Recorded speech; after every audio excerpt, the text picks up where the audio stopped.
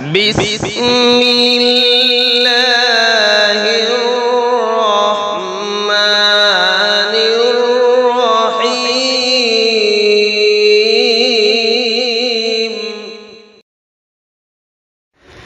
بسم اللہ الرحمن الرحیم۔ وطلاق السکران واقع،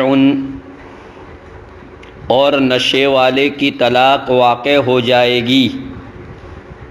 طلاق سکران کے سلسلے میں حضرات فقہائے کرام رحمہم اللہ کا اختلاف ہے۔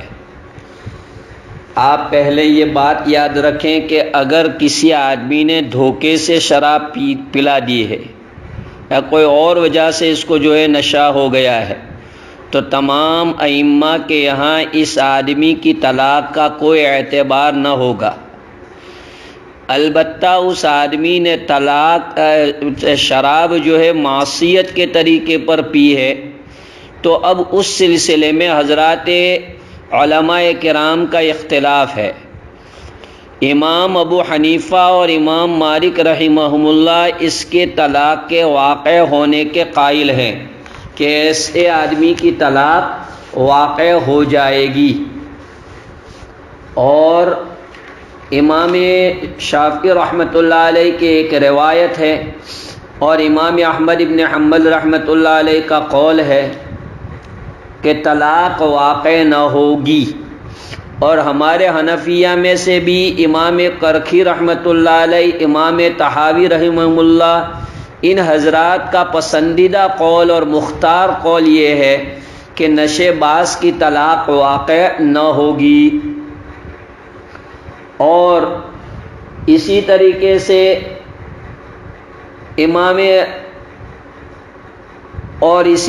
سے جو ہے دوسرے حضرات ہیں، امام بخاری رحمۃ اللہ علیہ کا بھی اسی طرف رجحان ہے کہ طلاق واقع نہ ہوگی۔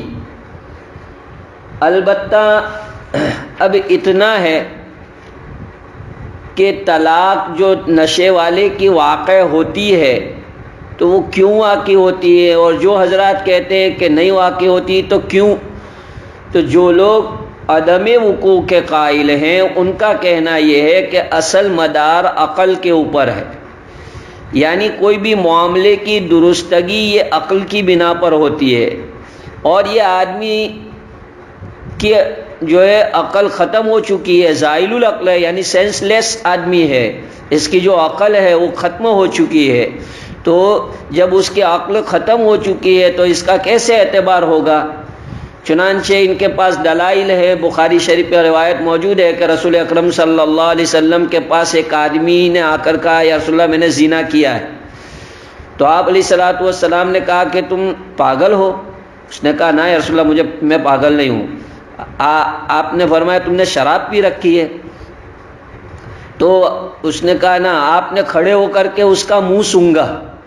یہ حضرات کہتے ہیں کہ دیکھیے اگر اسے شراب کی بو آئی ہوتی تو آپ اس کی بات کا اعتبار ہی نہ کرتے، یہ روایت بخاری شریف میں ہے۔ اور اسی طرح جو ہے قرآن مجید کی آیت سے بھی استدلال کرتے ہیں کہ قرآن مجید میں ہے یا ایھا الذین آمنوا لا تقربوا الصلاۃ وانتم سکارى حتى تعلموا ما تقولون، کہ جب وہ جانتا ہی نہیں ہے، اسے معلوم ہی نہیں ہے کہ وہ کیا بول رہا ہے، جیسے ماتو آدمی ہوتا ہے اسے معلوم نہیں ہوتا ہے کہ وہ کیا بک رہا ہے، تو اسی طرح یہ شرابی آدمی ہے، شراب میں دھت ہو کر کے، نشے میں چڑ ہو کر کے وہ کچھ بھی اول فول بولے جا رہا ہے، بکے جا رہا ہے، تو اس کی بات کا کیسے اعتبار ہوگا؟ اس لیے ان حضرات نے جو ہے اس کے عدم وقوع کا فیصلہ کیا کہ اس کی طلاق واقع نہیں ہوگی۔ اور امام ابو حنیفہ رحمۃ اللہ علیہ، امام مالک رحمۃ اللہ علیہ اور دیگر حضرات جیسے کہ سعید ابن مسیب ہے، ابراہیم نخعی ہے، حضرت مجاہد ہے وغیرہ، بہت سارے حضرت جو ہے، امام شامی رحمۃ اللہ علیہ نے، علامہ شامی نے شامی شریف کے اندر اس کو دوسری جلد کے اندر تفصیل کے ساتھ ذکر کیا ہے کہ ان لوگوں کے نزدیک طلاق واقع ہو جائے گی۔ آپ نے جو ہے بہت جچی ٹولی باتیں کہی ہے۔ ان کان السکر بافیون وبنج للتداوی لم یقع لعدم المعصیۃ وان للہو وَإِدْخَالُ الْأُفَّةِ قَصْدًا فَيَنْبَغِي أَلَّا يَتَرَدَّدُ فِي الْوُقُوعِ وَفِي هَذَا الزَّمَانِ إِذَا سَكَّرَ مِنَ الْبَنْجِ وَالْأَفْيُونِ يَقَعُ جَزْرًا وَعَلَيْهِ الْفَتْوَى۔ یہ میں نے آپ کے سامنے جو ہے شامی کی عبارت نقل کی ہے، تو علامہ شامی رحمۃ اللہ علیہ نے بھی جو ہے اسی طرح جچی تلی بات کی ہے۔ ہمارے نزدیک انصاف کی بات یہ ہے کہ نشے والے آدمی کی طلاق نہ تو علل اطلاق واقع ہونی چاہیے، نہ علل اطلاق عدم وقوع کا فیصلہ کرنا چاہیے، بلکہ جو ہے اس کی حالت زار کو دیکھ کر کے فیصلہ کیا جائے کہ اس کی حالت کیسی ہے، کیونکہ بلا وجہ مفتہ بھی قول سے خروج کرنا، رجوع کرنا، اس کا کوئی مطلب نہیں نکلتا ہے۔ مثلا ایک آدمی نشے کی حالت میں کسی کو جناب چاقو مار دیتا ہے، تو کیا اس کی وجہ سے اس کی موت نہیں ہوگی؟ نشے کی حالت میں کوئی آدمی بندوق کی گولی چلاتا ہے تو کیا اس کی وجہ سے وہ گولی سے نہیں مرے گا؟ تو اس لیے فقط اتنا کہہ دینا کہ نشے کی وجہ سے جو ہے تو طلاق واقع ہو جائے گی، اور اس کا ریزن یہ بتلانا کہ جزرن لہو اس کی داد دپت کے لیے، اس کی داد توبیق کے لیے، تو ہمارے خیال سے یہ بات درست اس لیے نہیں ہے کہ دنیا جو ہے وہ آدمی کے برے عمل کی سزا نہیں ہے۔ دنیا جو ہے برے عمل کی سزا دینے کا مقام دنیا نہیں ہے۔ آدمی کے اچھے برے عمل کی سزا اور جزا کا مقام اللہ پاک نے آخرت کو رکھا ہے۔ لہذا ہم یہاں کیوں اس طرح جو ہے اس برے عمل کے اوپر بدلہ دے کر کے اس کی بیوی کو اس کے لیے حرام قرار دیں؟ یہ سمجھ سے باہر ہے۔ اس لیے جو ہے اس کا کوئی معقول یہ بیان کرنا چاہیے۔ ہاں یہ کہہ سکتے ہیں کہ بھائی اس نے طلاق کو اپنے ارادے سے بولا ہے، کیونکہ دوسرے الفاظ کو کیوں نہیں بولا؟ وہ اتنے طلاق کے الفاظ اسے کیوں؟ اور شراب پی کر کے نشے کی حالت میں اس کی عقل جو ہے غائب ہو چکی ہے، وہ جو ہے زائل العقل ہے، تو وہ مارکیٹ سے اور دکان سے شراب پی کر کے گھر تک آیا کیسے؟ اسے کیسے معلوم کہ یہ گھر کا راستہ ہے؟ اسے کیسے پتا چلا کہ یہ میرا گھر ہے، یہ میری بیوی ہے، یہ میری ماں ہے؟ اس کو ایسے کیسے پتا چلا؟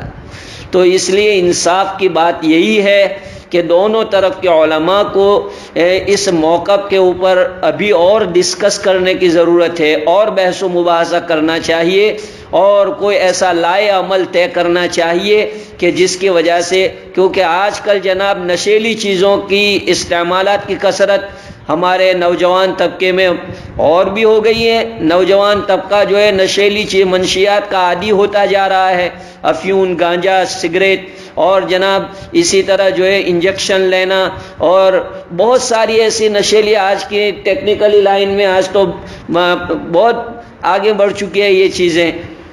20-25 سال کے جو ہے نوجوان، ہمارے یہاں تو اتنا نہیں ہے، اللہ کا شکر ہے ہمارے انڈیا میں، لیکن فورن کنٹریوں کے اندر جو نوجوان بچے ہوتے ہیں وہ آؤٹ آف کنٹرول ہوتے ہیں، ماں باپ کے ہاتھ میں بھی نہیں ہوتے ہیں۔ تو ایسی شکل کے اندر 20 اور 25 سال کے جو ہے لڑکے اور لڑکیاں بھی اس کے عادی ہو جاتی ہے، لیڈیز جینٹس دونوں جو ہے اس کے عادی بنے ہوئے ہوتے ہیں۔ تو اس لیے ایسی شکل کے اندر اس کا کوئی ایک صحیح لائے عمل حضرات فقہاء کرام کو بیٹھ کر کے طے کرنا چاہیے، اور انصاف کو مد نظر رکھ کے بات کرنی چاہیے۔ جب بھی کسی مسئلے پر ڈسکس ہو رہی ہو تو ایسے میں آپے سے باہر ہو جانے کے بجائے اس کے اندر اللہ کی رضا کو مد نظر رکھتے ہوئے جو ہے دلائل کی روشنی میں جچی تلی گفتگو کرنی چاہیے۔ صرف پارٹی بندی، گروہ بندی اور کھینچا تان کر کے جو ہے کسی کو نیچا دکھانا یا کسی سے یہ کرنا، یہ درست نہیں ہے۔ مسائل جب بیان کیے جائیں تو ایسی شکل کے اندر پوری دیانت داری اور امانت داری کے ساتھ قرآن و حدیث کو سامنے رکھ کر کے اس مسئلے کی پوری وضاحت کرنی چاہیے، اس کے ایک ایک پہلو کو اجاگر کرنا چاہیے۔ یہی جو ہے ہمارے علم کا تقاضا ہے، ہماری فقاہت کا تقاضا ہے، ہمارے افتاء کا تقاضا ہے کہ ہم ان تمام چیزوں کو جو ہے یہ کریں۔ علل اطلاق یہ کہہ دیں کہ واقع ہو جائے گی اور علل اطلاق کہہ دیں کہ واقع نہیں ہوگی، تو یہ تھوڑی جو ہے بے انصافی بڑی بات ہوگی۔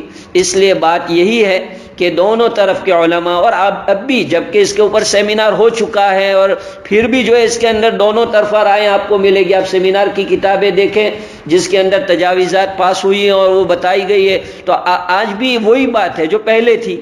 تو فائدہ کیا ہوا سیمینار کا؟ کہ آج بھی تو وہی بات ہے کہ کچھ فقہاء کرام اس کے وقوع کے قائل ہیں اور کچھ عدم وقوع کے قائل ہیں. تو لائے عمل تو طے نہیں ہوا نا. جب لائے عمل طے نہیں ہوا تو عام پبلک کہاں جائے گی اور کس طرح ہو گیا؟ ایک مفتی کو پوچھیں گے جو عدم وقوع کا قائل ہے، وہ کہے گا نہیں واقع ہوتی، اور جو وقوع کا قائل ہے اس کو پوچھتا ہے کہ واقع ہو جائے گی، تو جھگڑا پیدا ہو جائے گا عوام کے اندر. تو اس لیے جو ہے حضرات فقہاء کرام کو اس کے لیے کچھ بہت گہرا جو ہے موقف طے کرنا چاہیے، تاکہ ایک تو لوگوں کو ایک چھٹی دور بھی نہ مل جائے اور جس کی وجہ سے لوگ منشیات کے عادی بھی نہ ہو جائیں، اور ایک طرف کوئی بیچاری خاتون کا نقصان بھی نہ ہو جائے کہ یہ آدمی جو ہے ایک تو شرابی آدمی ہے اور خاتون کا نقصان ہو جائے، یا کسی خاتون کو موقع بھی مل جائے گا، کوئی خاتون ہے کوئی شرابی سے پیچھا چھڑانا چاہتی ہے اور ویسے وہ اس کو طلاق دیتا نہیں ہے. اب اسے یہ مسئلہ معلوم ہے تو وہ جناب مفتیوں کے سامنے بول دے گی کہ بھائی مجھے نشے کی حالت میں اس نے طلاق دے رکھی ہے، تو اس کو تو اس سے پیچھا چھڑانا تھا، تو یہ تو بغیر طلاق کے طلاق ہو گئی. تو اس لیے جو ہے کوئی نہ کوئی ایسا راستہ طے کرنا چاہیے کہ جس سے مسئلے کے تمام پہلو واضح ہو جائیں. بہرحال یہ بڑے مفتیان کرام اور سیمینار کا مسئلہ ہے. ہماری کتاب کا جو مسئلہ ہے وہ یہاں تک ہے جو میں نے آپ کو بتلایا کہ حنفیہ میں سے امام کرخی رحمۃ اللہ علیہ، امام طحاوی رحمۃ اللہ علیہ اور امام شافعی کے دو قولوں میں سے ایک قول ہے، امام احمد رحمہ اللہ کا قول ہے. یہ سب حضرات اس بات کے قائل ہیں کہ سکران نشے والے آدمی کی طلاق واقع نہیں ہوگی، جبکہ امام ابو حنیفہ اور امام مالک رحمۃ اللہ علیہ ان حضرات کا قول یہ ہے کہ نشے والے کی طلاق واقع ہو جائے گی. دونوں پارٹیوں کے پاس اپنے اپنے دلائل موجود ہیں. فرمایا وَطَلَاقُ السَّكْرَانِ وَاقِعٌ، اور نشے والے کی طلاق واقع ہو جاوے گی. وَاخْتَارَ الْقَرْخِي وَالطَّحَاوِي، اور امام کرخی اور امام طحاوی کا پسندیدہ قول یہ ہے انہ لا یقع، کہ اس کی طلاق واقع نہ ہوگی.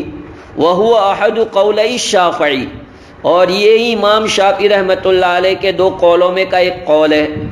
لأن صحت القصد بالعقل، اس لیے کہ ارادے کی درستگی عقل کی بنیاد پر ہوتی ہے. وہو زائل العقل، اور یہ زائل العقل ہے یعنی سینس لیس آدمی ہے، اس کے پاس عقل نہیں ہے، عقل اس کی جو ہے ختم ہو چکی ہے.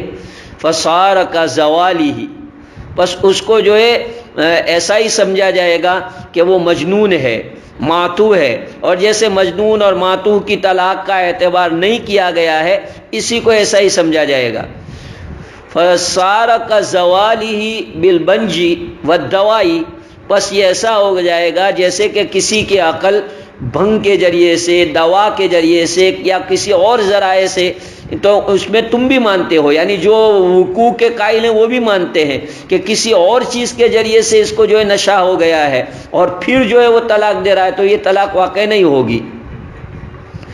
وَلَنَا أَنَّهُ زَالَ بِسَبَبٍ هُوَ مَعْصِيَةٌ، ہماری دلیل یعنی جو لوگ وقوع کے قائل ہیں حنفیہ میں سے، ان کی دلیل صاحب ہدایت سنا رہے ہیں کہ اس کی عقل جو زائل ہوئی ہے، ختم ہوئی ہے، وہ ایسے سبب سے ہوئی ہے جو معصیت ہے، گناہ ہے. یعنی شراب پینا ایک خطرناک گناہ ہے اور اس گناہ کی بنا پر اس کی عقل زائل ہوئی ہے، لہذا اس کی عقل کو حکمی اعتبار سے باقی قرار دیا جائے گا. فجعل باقیا حکما، بس اس کو حکمی اعتبار سے باقی قرار دیا جائے گا. جزرا لہو، کیسے؟ بطور جزر کے، بطور دانت دپت کے. حتی لو شرب، یہاں تک کہ اگر ایک آدمی نے شراب پی، فصدع، پھر اس کا سر چکرانے لگا. صدع یعنی سر کے اندر درد اٹھا اور اس کے جو ہے چکر آنے لگے اور اس طرح اس کی عقل ختم ہو گئی. وزال عقلو بالصداع، اور اب جو اس کی عقل ختم ہوئی، اس کی عقل پر جو پردہ آیا وہ درد سر کی بنا پر آیا، سر کے چکرانے کی بنا پر آیا، وہ نشے کی بنا پر نہیں آ رہا ہے۔ تو اب تمام ائمہ اس بات پر کہیں گے کہ لا یقع طلاقہ، اب اس کی طلاق واقع نہیں ہوگی۔ کیوں کہ صداع جو ہے، درد سر اور سر کا چکرانا، یہ جو ہے نشے کے لوازمات میں سے نہیں ہے، شراب کے لوازمات میں سے نہیں ہے۔ تو اس لیے تمام فقہا اس بات کے قائل ہیں کہ اگر اس کی عقل کا ختم ہونا شراب کی بنا پر نہیں ہے، بلکہ اس کی عقل کا زوال درد سر کی بنا پر ہے، سر کے چکرانے کی بنا پر ہے، یا کوئی اور چیز کی بنا پر اس کے عقل میں فتور آ گیا ہے، تو ایسی شکل کے اندر اب اس کی طلاق کو واقع نہیں قرار دیا جائے گا۔ وَطَلَاقُ الْأَخْرَسِ وَاقِعٌ بِالْإِشَارَةِ، اور اخرس یعنی گونگے کی طلاق اشارے سے واقع ہو جائے گی۔ ایک آدمی گونگا ہے، بولنے پر قادر نہیں ہے، تو آپ جانتے ہیں کہ شریعت مطہرہ نے مجبوری کے درجے میں اشارے کو کلام کا درجہ دیا ہے۔ قرآن مقدس میں حضرت زکریہ علیہ السلام کے باب میں ہے، حضرت زکریہ علیہ السلام کو اللہ تبارک و تعالیٰ نے جو ہے یہ کہا تھا کہ تم جو ہے اپنی قوم سے اشارے سے بات کرنا، فَأَشَارَ إِلَيْهِ، تو حضرت زکریہ علیہ السلام کی جب زبان بند ہو گئی، ثلاث لیال سویہ، قرآن میں بتلایا تھا کہ جب تمہارے گھر لڑکے اولاد کی ولادت ہونے والی ہوگی، لڑکے کی ولادت ہونے والی ہوگی، تو تمہاری زبان نہیں چلنے والی ہے، تو اس وقت تم جو ہے الا رمزا، تم اشاروں سے بات کرنا۔ معلوم ہوا کہ اشارے کو کلام کا درجہ مجبوری کے درجے میں دیا جاتا ہے، لہذا اگر کوئی آدمی کی زبان نہیں چلتی ہے اور اس کا اشارہ متعین معہود ہے، لوگ جانتے ہیں، تو اب اگر وہ طلاق واقع کرنا چاہتا ہے کسی طرح، تو ایسی شکل کے اندر اشارے سے طلاق دے سکتا ہے، لأنها صارت معہودۃ، اس لیے کہ اشارہ وہ متعین ہو گیا، یعنی یہاں اشارہ اس کے لیے پکا ہے کیونکہ وہ گونگا ہے۔ فَأُقِیمَتْ مَقَامَ الْعِبَارَةِ، لہذا اس اشارے کو عبارت کے قائم مقام بنایا جائے گا۔ جیسے اس نے نکاح پڑھا تھا، تو نکاح میں وہ کہاں ایجاب و قبول کیا تھا، اس نے نکاح میں بھی تو جو ہے اس نے اشارے سے ہی قبول کیا تھا، تو جیسے اس کے ایجاب و قبول کے اشارے کو معتبر قرار دیا تھا، اسی طریقے سے جب نکاح سے اس کو نکالنا ہوگا تو اس کی طلاق کے اشارے کو معتبر قرار دیا جائے گا، جبکہ اس سے مفہوم بھی ہو رہا ہو، اس سے یہ بات واضح بھی ہو رہی ہو، تو اس کے اشارے کو عبارت کا قائم مقام بنائیں گے، دفعا للحاجت، حاجت کو دور کرنے کے لیے، کیونکہ طلاق مشروع ہوئی ہے حاجت کی وجہ سے۔ تو ہو سکتا ہے کہ کسی گنگے آدمی کو ایسا پرابلم آئے تو اب اس کی عورت کو جو ہے طلاق دینی ہو تو کیا مسئلہ نکلے گا، اس لیے حاجت کو دور کرنے کے لیے اشارے کو یہاں عبارت کا قائم مقام قرار دے کر کے اس کے اشارے کو معتبر قرار دیا، اور اگر وہ اس طرح کے متعین اشارے کے ذریعے سے اپنی منکوحہ عورت کو طلاق واقع کرے گا تو وہ طلاق واقع ہو جائے گی۔ مصنف کہتے ہیں وَسَتَأْتِيكَ وَجْهَهُ فِي آخِرِ الْكِتَابِ انشاءاللہ تعالی، کہ آخر الکتاب کے اندر اس کی جو وجہ ہے، اس کی دلیل جو ہے وہ ذکر کی جائے گی، یعنی اشارے کو کلام کا جو درجہ دیا گیا ہے تو اس کی دلیل کہتے ہیں کہ کتاب کے اخیر کے اندر دی جائے گی، یعنی کتاب الطلاق کا جو آخری حصہ آئے گا اس کے اندر بتایا جائے گا۔ لیکن ہم نے آپ کو بتا دیا کہ شریعت مطہرہ نے اس کو معتبر رکھا ہے۔ وَطَلَاقُ الْأَمَةِ سِنْتَانِ، اور باندی کی طلاق کے عدد دو ہیں، حرًا کان زوجها او عبدا، اس کا شوہر چاہے آزاد ہو چاہے غلام ہو۔ وطلاق الحرۃ ثلاث، حرًا کان زوجها او عبدا، اور آزادہ کی طلاق تین ہے، چاہے اس کا شوہر جو ہے جناب آزاد ہو کہ غلام ہو۔ یہاں اب مسئلہ جو ہے آزاد اور غلام کا ہے، یعنی دوسرے لفظوں میں آپ یہ کہیں کہ یہاں مسئلہ یہ ہے کہ طلاق کے اندر کس کے وصف کا اعتبار، مرد کے وصف کا اعتبار کہ عورت کے وصف کا اعتبار، ہمارے حنفیہ رحمہم اللہ جو ہے طلاق کے سلسلے میں عورت کی صفت کا اعتبار کرتے ہیں کہ عورت کی صفت دیکھی جائے گی کہ عورت کون کیا ہے۔ اگر عورت آزادہ ہے تو اس کے 3 طلاقیں ہوگی، چاہے ان کے شوہر جو ہے غلام ہو کے آزاد ہو، اس سے کوئی بحث نہیں، یعنی 3 طلاق سے یہ عورت مغلظہ بنے گی۔ اور اگر عورت باندھی ہے تو ایسی شکل کے اندر 2 طلاقوں سے وہ مغلظہ بنے گی۔ 2 طلاقیں میں نے بتلایا تھا گزشتہ کہ در حقیقت رقیت اور غلامیت جو ہے یہ تنصیف کا تقاضا کرتی ہے۔ تو اصل تو یہ تھا کیا کہ طلاقیں دیر ہونی چاہیے، لیکن چونکہ طلاقوں میں تجزی اور تقسیم نہیں ہے اس لیے دیر کے بجائے 2 کر دی گئی۔ اور حدیث شریف میں بھی ہے، رسول اکرم صلی اللہ علیہ وسلم نے ارشاد فرمایا طلاق الامتی تطلیقتان، آپ نے یہاں صراحت کے ساتھ جو ہے باندھی کے متعلق بتلایا طلاق الامتی کہ باندھی کی طلاقیں 2 ہے۔ اس سے بھی پتہ چلتا ہے کہ عورت کے وصف کا اعتبار کیا جاتا ہے، مرد کے وصف کا اعتبار نہیں کیا جاتا ہے۔ الغرض ہمارے حنفیہ کے یہاں اعتبار عورت کا ہوگا، عورت جس وصف کے ساتھ متصف ہوگی اس کے مطابق طلاق کا عدد ہوگا۔ اگر باندھی ہے تو 2، آزادہ ہے تو 3، ان کے شوہر سے کوئی مطلب نہیں۔ جناب امام شافعی رحمۃ اللہ علیہ کے یہاں طلاق کی عدد کے اندر مرد کی پوزیشن کا، اس کی کنڈیشن کا اعتبار ہوگا۔ مطلب یہ کہ اگر مرد آزاد ہے تو وہ 3 طلاق کا مالک رہے گا، چاہے اس کی خاتون کون سی بھی پوزیشن کی ہو، یعنی چاہے وہ باندھی ہو چاہے آزاد ہو۔ اور اگر جو ہے شوہر غلام ہے تو ایسی شکل کے اندر وہ 2 طلاق کا مالک رہے گا، یعنی وہ اپنی عورت کو 2 طلاق دے سکتا ہے، اس سے آگے نہیں دے سکتا۔ 2 کے بعد جو ہے وہ مغلظہ ہو جائے گی، چاہے پھر اس کی عورت کسی درجے کی ہو، یعنی آزادہ ہو کہ باندھیا ہو، اس سے کوئی بحث نہیں۔ تو خلاصہ کلام یہ ہوا کہ سیدنا امام شافعی رحمۃ اللہ علیہ طلاق کے اندر جو ہے مرد کی حالت کا اعتبار کرتے ہیں، اور ہمارے حنفیہ رحمہم اللہ عورت کی حالت کا اعتبار کرتے ہیں۔ ہر ایک کے پاس اپنے اپنے دلائل ہیں۔ صاحب ہدایہ رحمۃ اللہ علیہ نے جو ہے امام شافعی کی طرف سے دلیل پیش کرتے ہوئے ارشاد فرمایا لقولہ علیہ السلام، آپ علیہ السلام کے ارشاد گرامی کی بنا پر، یہ حضرت امام شافعی کی دلیل ہے، الطلاق بالرجال، طلاق مردوں سے ہے، والعدت بالنساء، اور عدت عورتوں سے ہے۔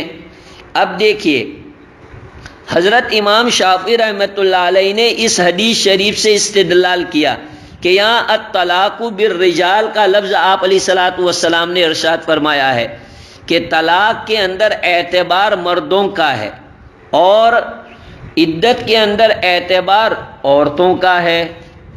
اس لیے امام شافعی رحمۃ اللہ علیہ کے یہاں 3 حیض کے ذریعے سے اس کی عدت ختم ہوگی آزادہ کی، اور باندھی کی 2 حیض کے ذریعے سے۔ بہرحال یہ امام شافعی کی دلیل ہے، آگے جواب بھی آئے گا، انتظار کیجئے۔ دوسری دلیل دے رہے ہیں صاحب ہدایہ، وَلِأَنَّ صِفَةَ الْمَالِكِيَّةِ كَرَامَةٌ، اور اس لیے کہ مالک ہونے کی صفت یہ باعث عزت ہے، باعث کرامت ہے، باعث تکریم ہے۔ وَالْآدْمِيَّةُ مُسْتَدْعِيَةٌ لَهَا، اور انسان ہونا اس کا تقاضا کر رہا ہے، یعنی انسان ہونا اس کا تقاضا کر رہا ہے کہ اس کا اکرام کیا جائے۔ وَمَعْنَى الْآدْمِيَّةِ فِي الْحُرِّ أَكْمَلُ، اور انسان کا معنی، آدمیت کا معنی آزاد کے اندر کامل طور پر پایا جاتا ہے۔ فَكَانَتْ مَالِكِيَّةُ أَبْلَغُ، بس اس کی مالکیت جو ہے ابلغ درجے کی ہوگی، وَأَكْثَرُ، اور زیادہ ہوگی غلام کے مقابلے میں۔ یہ امام شافعی رحمۃ اللہ علیہ کی نقلی اور عقلی دلیل ہے۔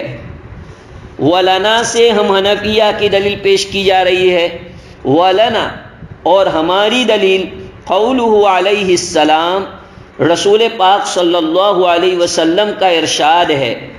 امام ترمذی رحمۃ اللہ علیہ نے اس روایت کو حضرت عائشہ رضی اللہ تعالیٰ عنہا سے نقل کیا ہے، اور اسی طرح امام ابو داؤد رحمہ اللہ نے بھی جو ہے اس روایت کو نقل کیا ہے، جس میں رسول اکرم صلی اللہ علیہ وسلم نے ارشاد فرمایا طلاق الامۃ سنتان وعدتها حیضتان۔ بعض روایت میں طلاق الامۃ تطلیقتان وقرؤها حیضتان کا لفظ آیا ہے۔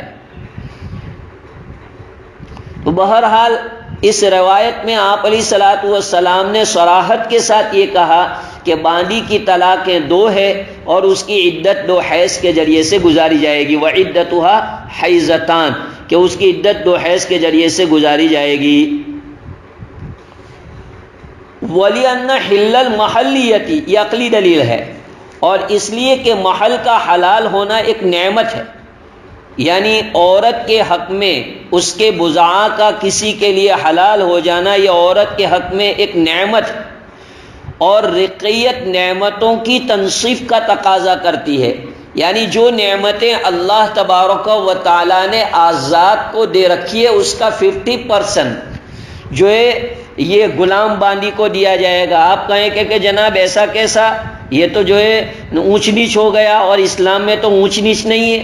کہ نہیں، آزادی اور غلامیت کے فرق کو ظاہر کرنے کے لیے، آخر دنیا میں بھی بہت سی چیزوں میں لوگ فرق تو مانتے ہی ہیں نا، تو غلامی کا فرق اور آزادی کا فرق ظاہر کرنے کے لیے یہ رکھا گیا ہے کہ جو غلامیت اور رقیت کے ساتھ متصف ہوگا تو وہ نعمتوں میں آدھا آدھا ہوگا آزاد کے مقابلے میں۔